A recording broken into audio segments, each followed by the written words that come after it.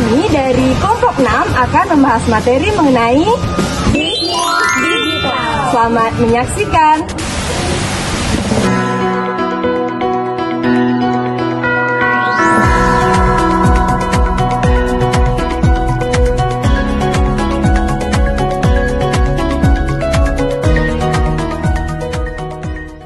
Perkembangan teknologi digital yang eksponensial telah merevolusi cara kita untuk berbisnis, menciptakan paradigma baru yang menuntut adaptasi dan juga inovasi yang cepat. Dunia yang terhubung secara digital telah melahirkan ekosistem bisnis yang dinamis, di mana batas geografis menjadi semakin kabur dan juga persaingan semakin ketat. Dengan kehadiran platform e-komersi, media sosial, dan juga berbagai aplikasi berbasis internet telah mengubah perilaku konsumen secara signifikan. Konsumen kini lebih terbiasa melakukan riset, membandingkan harga, dan juga bertransaksi secara online, dan juga menuntut bisnis untuk hadir untuk berinteraksi secara efektif di ranah digital.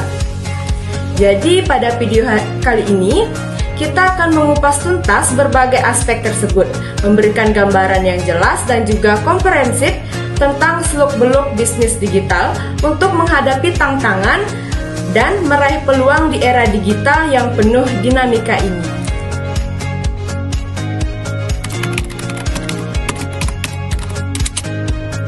Baik, selanjutnya di sini saya akan membahas pengertian bisnis digital dan jenis-jenisnya.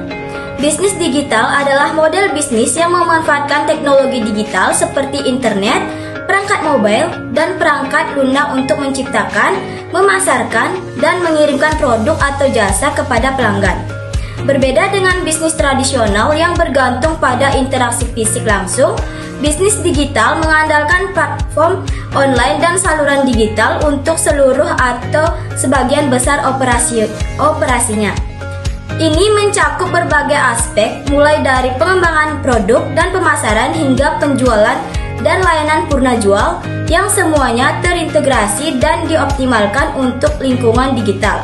Di sini saya akan membahas 4 jenis bisnis digital yang paling banyak ditemukan di Indonesia. Antara lain yaitu yang pertama, e-komersi.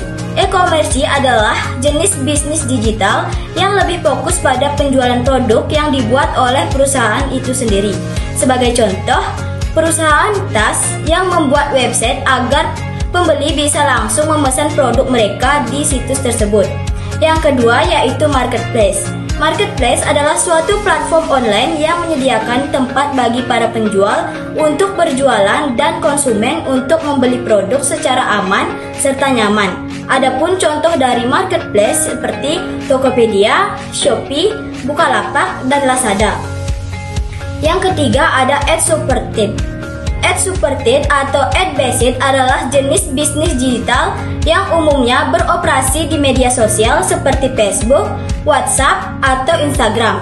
Mudahnya, sebuah perusahaan bisa mendapatkan keuntungan dari setiap promosi, iklan, atau sponsor yang masuk ke layanan mereka. Di Indonesia, contoh bisnis digital yang bergerak dengan cara ad-supported atau ad-based ini umumnya adalah perusahaan aplikasi berbagi video singkat dan aplikasi berita. Yang terakhir yaitu yang keempat adalah subscription. Jenis bisnis digital lainnya adalah subscription yang biasanya bergerak dalam bidang konten digital seperti Netflix, Spotify, Zoom, dan Disney.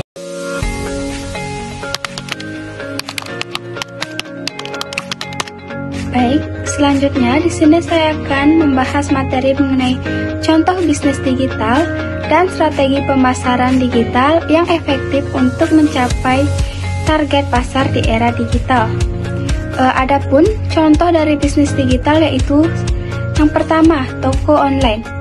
Toko online berpusat pada produk atau layanan tertentu seperti pakaian olahraga, peralatan elektronik, pakaian, dan lain-lain.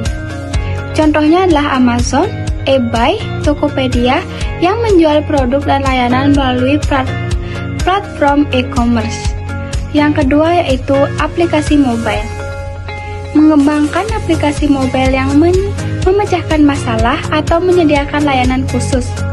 Contohnya adalah Grab atau Gojek yang menyediakan layanan transportasi melalui aplikasi mobile. Yang ketiga yaitu media sosial. Media sosial bermanfaat bagi merek atau perusahaan yang membutuhkan bantuan dalam membangun dan mengelola branding di platform media sosial. Contohnya adalah Facebook, Instagram yang menyediakan platform untuk berinteraksi, berbagai konten dan beriklan. Yang keempat yaitu layanan keuangan digital. Layanan ini biasanya menjadi alat penghubung antara pembisnis dan klien yang membutuhkan layanan profesional. Contohnya adalah TransferWish atau OVO yang menyediakan solusi pembayaran dan transfer untuk melalui platform digital. Dan yang terakhir yaitu perusahaan teknologi. Bisnis jenis ini bergerak secara khusus di bidang teknologi dengan cara membantu berbagai level bisnis untuk membangun keberadaan secara online yang kuat melalui pembuatan dan pengembangan situs web. Contohnya adalah Google, Apple, dan Microsoft yang menyediakan layanan dan produk digital dalam berbagai bidang, seperti pencarian internet, perangkat keras, dan perangkat lunak. Nah, dan yang selanjutnya yaitu strategi pemasaran digital yang efektif untuk mencapai target pasar. Adapun strategi pemasaran digital yang efektif yaitu sebagai berikut. 1. Konten marketing. Di jantung konten marketing adalah konten yang menarik, informatif, dan bermanfaat bagi target pasar.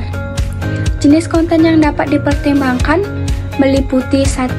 Artikel, yang kedua video, yang ketiga infografis, yang keempat podcast, yang kelima e-books, dan yang terakhir yaitu case study. Strategi yang keempat yaitu Search Engine Optimization atau SEO. Yang pertama yaitu meningkatkan visibilitas website di mesin pencarian. SEO adalah proses mengoptimalkan website agar mudah ditemukan oleh mesin pencarian seperti Google. Yang kedua yaitu membuat konten SEO friendly. Tulis konten yang dioptimalkan untuk kata-kata kunci yang relevan dan mudah dibaca oleh mesin pencarian. Dan yang ketiga yaitu mempelajari algoritma mesin pencari.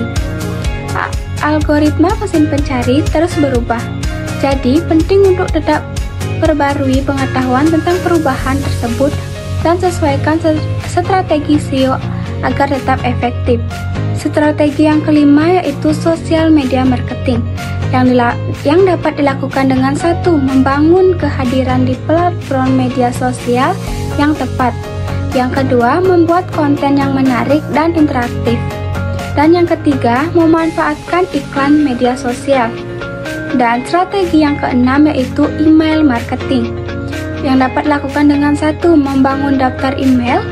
Yang kedua, mengirim email yang personal dan bernilai. Dan yang ketiga yaitu menganalisis performa email. Baik, strategi yang ketujuh yaitu influencer marketing yang dapat dilakukan dengan 1. Bermitra dengan influencer yang relevan. Yang kedua yaitu membuat kampanye influencer yang menarik. Dan yang ketiga menganalisis performa kampanye influencer. Strategi yang ke-8 yaitu paid advertising yang dapat dilakukan dengan 1. Memanfaatkan platform iklan online. Yang kedua yaitu menargetkan iklan dengan tepat. Dan yang ketiga menganalisis performa iklan. Dan strategi yang ke-8 yaitu dapat dilakukan dengan mobile marketing yang dimana 1. Membangun aplikasi mobile. Yang kedua mengoptimalkan website untuk perangkat mobile. Dan yang ketiga memanfaatkan notifikasi push. Dan strategi yang terakhir yaitu data analisis yang dapat dilakukan dengan 1. Menganalisis data pemasaran. Gunakan data analisis untuk memahami perilaku target pasar dan mengoptimalkan strategi pemasaran. Dan yang kedua itu mempelajari tren pemasaran. Tetap perbarui pengetahuan tentang tren pemasaran digital dan sesuaikan strategi pemasaran agar tetap efektif.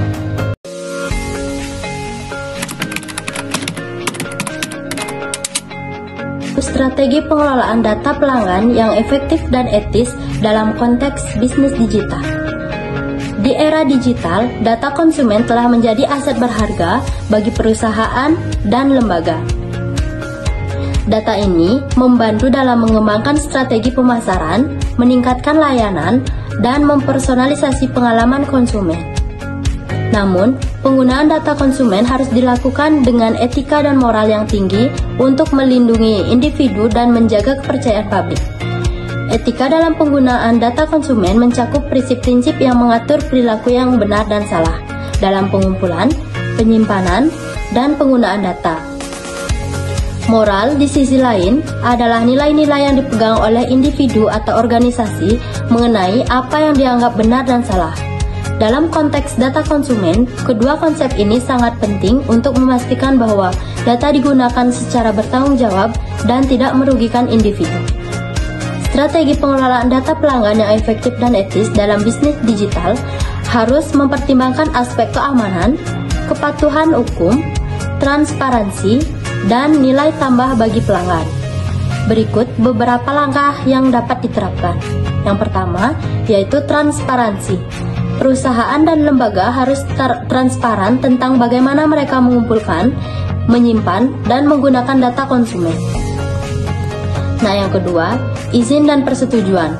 Pengumpulan data konsumen harus dilakukan dengan izin yang jelas dari individu yang datanya dikumpulkan. Ini berarti perusahaan harus mendapatkan persetujuan yang eksplisit sebelum mengumpulkan data.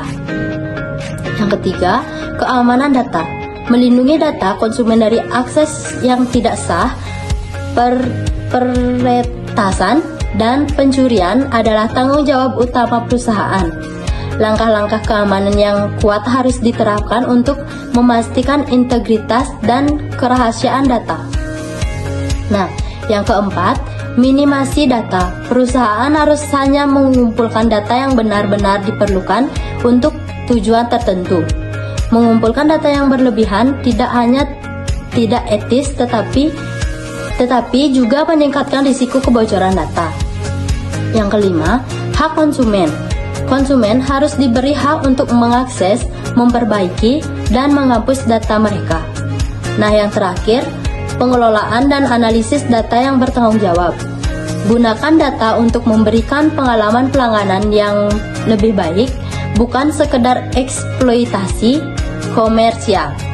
Terapkan segmentasi pelanggan untuk personalisasi layanan tanpa melanggar privasi. Hindari penyalahgunaan data untuk manipulasi atau keputusan diskriminatif.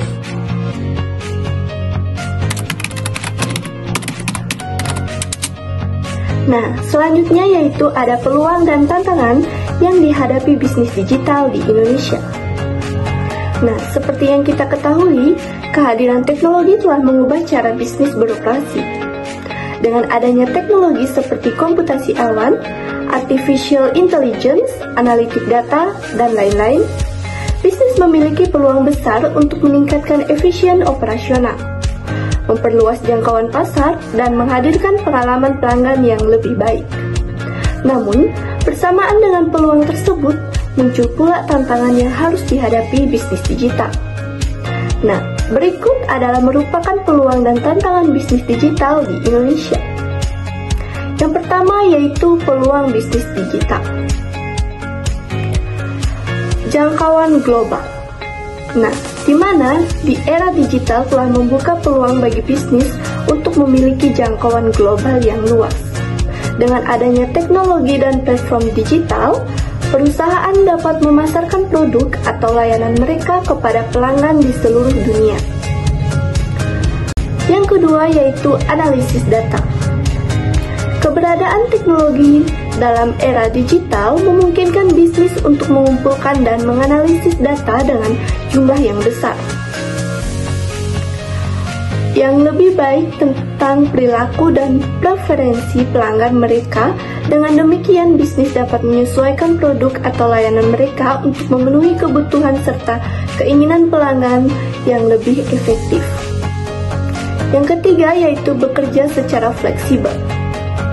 Nah, di era digital telah mengubah cara perusahaan seperti dengan memberikan fleksibilitas yang lebih besar pada para karyawan. Karyawan dapat bekerja dari rumah, kafe, atau dari mana saja di dunia dengan menggunakan teknologi komunikasi dan kolaborasi yang ada. yang keempat yaitu otomatisasi. Nah, peluang bisnis di era digital yang selanjutnya adalah pemanfaatan teknologi otomatisasi. Perlu diketahui bahwa perkembangan teknologi dalam era digital memungkinkan bisnis untuk mengotomatisasikan banyak tugas yang sebelumnya dilakukan secara manual. Dengan menggunakan otomatisasi, bisnis dapat mengurangi ketergantungan pada pekerja manusia, meningkatkan efisien dan mengurangi biaya operasional. Nah, selanjutnya di sini saya akan bahas tantangan di era digital. Nah, di tantangan ini yang pertama ada kompetisi. Nah, di era digital telah membawa persaingan yang semakin ketat dan memunculkan banyak startup dan bisnis serupa. Nah, perusahaan harus mampu bersaing dengan pesaing yang menawarkan produk atau layanan serupa. Nah, untuk menghadapi tantangan ini, bisnis perlu mengembangkan strategi diferensiasi yang kuat. Strategi diferensiasi adalah strategi yang dilakukan oleh bisnis untuk membedakan produk atau layanan dari produk layanan asing. Yang kedua yaitu keamanan siber. Nah, perkembangan era digital juga membawa tantangan baru dalam hal keamanan siber. Bisnis harus menjaga keamanan jaringan mereka dan melindungi data pelanggan dari ancaman dunia nyata. Untuk menghadapi tantangan ini, bisnis harus mengadopsi langkah-langkah keamanan yang tepat, yaitu seperti enkripsi data, pelatihan kesadaran keamanan untuk karyawan, serta pemantauan dan respon yang proaktif terhadap ancaman keamanan. Berikut adalah beberapa strategi yang dapat dilakukan bisnis untuk meningkatkan akuisisi pelanggan di era digital. Yang pertama yaitu pahami kebutuhan dan perilaku pelanggan. Nah, di bisnis perlu melakukan riset dan analisis untuk memahami apa yang dibutuhkan dan diinginkan oleh pelanggannya. Dan yang kedua, terapkan strategi pemasaran yang dipersonalisasi. Jadi, bisnis perlu menggunakan data pelanggan untuk menciptakan pengalaman pemasaran yang personal dan relevan. Dan yang ketiga, yaitu manfaatkan teknik pemasaran digital, di mana bisnis perlu memanfaatkan teknik pemasaran digital seperti SEO, digital advertising, dan content marketing untuk menjangkau pelanggan secara lebih luas. Dan yang terakhir, yaitu dalam menghadapi tantangan bisnis di era digital, pengusaha perlu memiliki ketangguhan dan kemampuan adaptasi yang kuat. Oke, rekan-rekan sekalian, setelah membahas materi mengenai bisnis digital tadi, jadi di sini dapat disimpulkan bahwa bisnis digital telah menjadi pilar utama dalam perekonomian modern, menawarkan berbagai peluang sekaligus tantangan. Dengan berkembangnya teknologi, perusahaan dapat menjangkau pasar yang lebih luas, meningkatkan efisiensi operasional, dan juga menciptakan model bisnis inovatif. Bisnis digital menawarkan peluang besar dengan jangkauan pasar yang luas dan juga biaya operasional yang relatif rendah.